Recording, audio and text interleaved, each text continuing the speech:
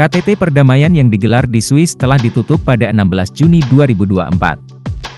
Akan tetapi gelaran tersebut dianggap tidak menghasilkan keputusan yang berarti. Sebanyak 15 negara tidak mau menandatangani kesepakatan dalam KTT yang digelar pada 15 hingga 16 Juni tersebut. Bahkan surat kabar asal Perancis, Le Monde menyebut bahwa pertemuan puncak tersebut gagal mencapai kemajuan dalam penyelesaian damai perang di Ukraina.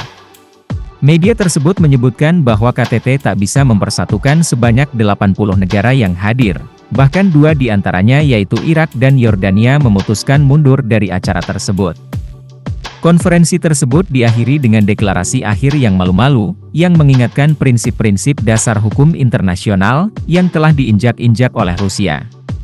Semua ide ini sudah ada sejak lama, namun tidak berarti terobosan dalam pemikiran atau langkah awal, menggunakan ungkapan yang berulang kali terdengar di sela-sela KTT, tulis surat kabar tersebut.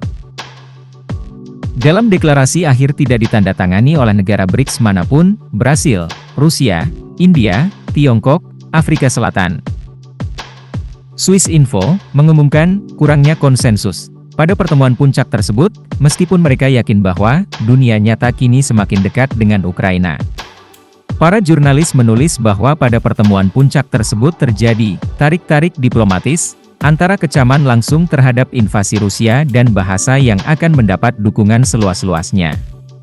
Publikasi tersebut juga mencatat bahwa deklarasi akhir tidak menyebutkan konferensi berikutnya, meskipun beberapa negara, menurut Zelensky, telah menyatakan kesiapan mereka untuk mengadakan pertemuan puncak semacam itu.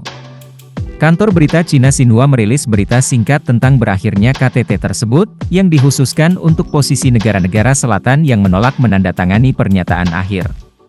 Pernyataan tersebut juga menyatakan bahwa, sebagian besar keputusan yang dibuat pada acara tersebut tidak dapat dilaksanakan tanpa partisipasi Rusia.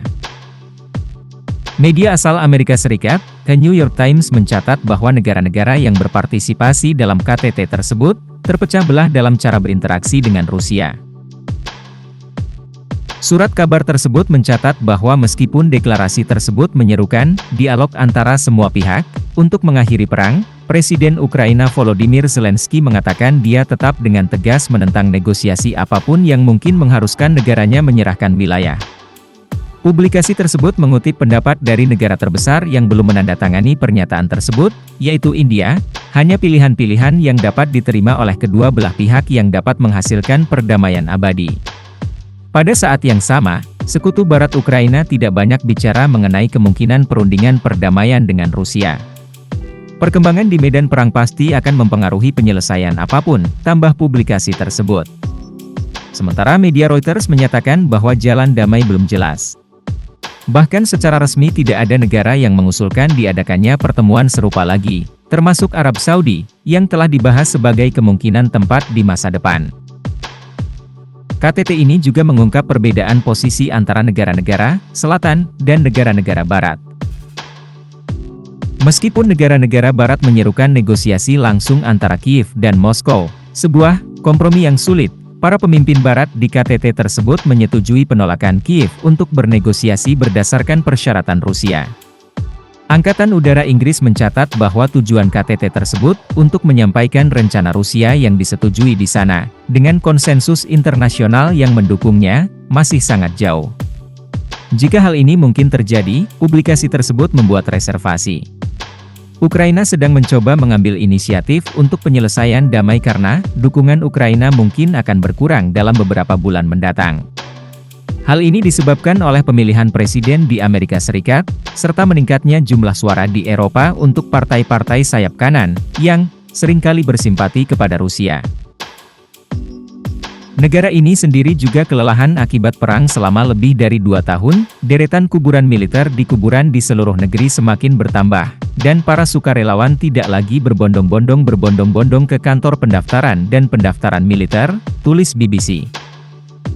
Sedangkan media asal Kiev, Ukrainska Pravda mengutip Presiden Volodymyr Zelensky bahwa KTT tersebut merupakan pertemuan yang sukses. Negaranya telah mempersiapkan langkah-langkah baru untuk mencapai perdamaian. Ia mengatakan bahwa begitu banyak pemimpin negara berkumpul demi Ukraina dan perdamaian.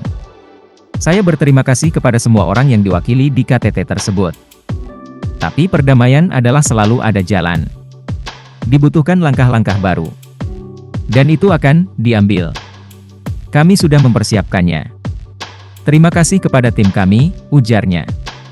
Zelensky menambahkan, negaranya sedang mempersiapkan kerja kelompok-kelompok tersebut mengenai poin-poin formula perdamaian sehingga negara-negara dapat bersatu demi hal-hal spesifik yang jelas. Keputusan-keputusan dan rencana-rencana tersebut, tindakan-tindakan yang benar-benar akan mengembalikan keamanan.